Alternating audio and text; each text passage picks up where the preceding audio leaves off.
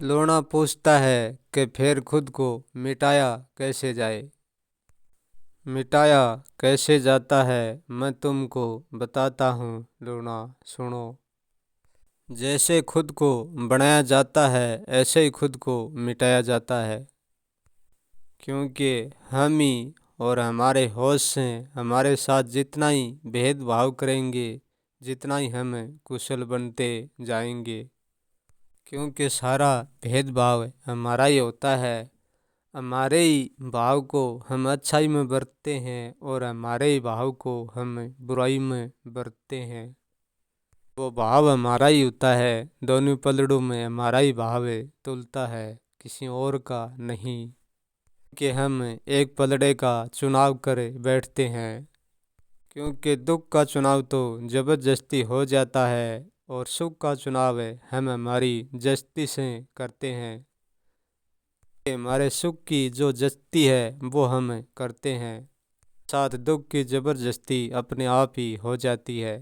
ये हमारे कोई एक व्यक्ति और एक जीवन की बात नहीं है, ये पूरी रचना की बात है। क्योंकि हम खुद को मिटाने से राजी नहीं है, बनाए रखने से राजी है। और भेदभाव नहीं रखेंगे तो हम जैसा बनना चाहते हैं वैसा हम नहीं बन पाएंगे। भेदभाव बिना हम जी तो सकते हैं पर बन नहीं सकते। क्योंकि जो अपने हिसाब से जाग जाता है उनको फिर सारा संसार सोया ही दिखता है कि वो औरों से अलग हो गया इसलिए। किंतु हम अलग होते नहीं हैं, अलग होने का केवल हमारा भ्रम ही होता है। विचार और भ्रम से हम अलग जरूर लगते हैं पर सचमुच में अलग नहीं होते। खुद को जान लेता है फिर वो खुद को खोना नहीं चाहता है, क्योंकि उनकी आदतें वैसी बन जाती है। परंतु जो भी यह कहता है मैं खुद को जानता हूँ, वो यह सरासर झूठ कह रही है, बिल्कुल नहीं जानता है। कोई भी खुद को नहीं जान सकता, क्योंकि कमजोरी यहाँ से ही शुरू होती है। जो खुद को जानता है वही खुद को भूल जाता है।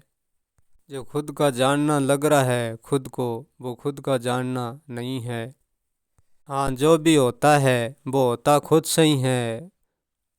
फिर भी जो खुद से हो रहा है उस होने का खुद मालिक नहीं हो सकता। होने का मालिक बन जाते हैं तभी तो खुद को भूल जाते हैं। जब हम खुद को जानते ही नहीं हैं तो फिर भूलते कैसे। परंतु हमको ये एहसास है, ये पता अनुभव कैसे हो रहा है कि हम खुद को जानते हैं, इसका क्या कारण है। हम खुद को नहीं जानते तो आज ये अनुभव क्यों होता। जानते हैं तभी तो ये अनुभव हो रहा है न। हाँ लूना, तुम तुम्हारी तरफ से सच कह रहे हो। अर्थ का अर्थ ये है कि हमारा होना ही जानना है। यदि हम बिल्कुल अज्ञान में जानते हैं और सोए सोए ये जानते हैं तभी हमको ही जानते हैं।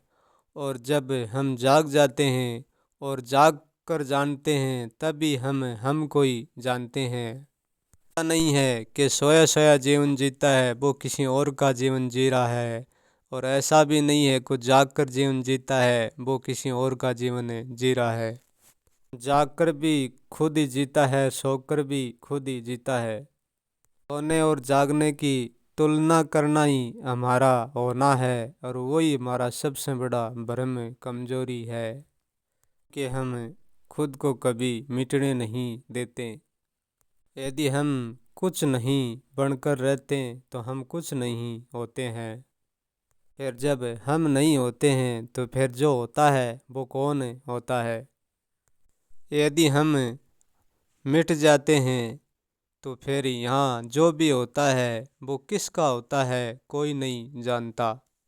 क्या होता है और क्या नहीं होता है कोई नहीं जानता। जब होने के साथ हम बने रहते हैं तभी ये हमारा होता है और हमारा मिटता है।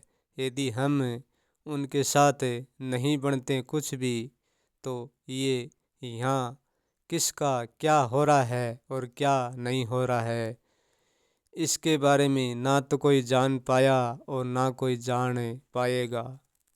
ऐसा नहीं है कि हम मिट जाते हैं तब फिर कुछ होता नहीं है।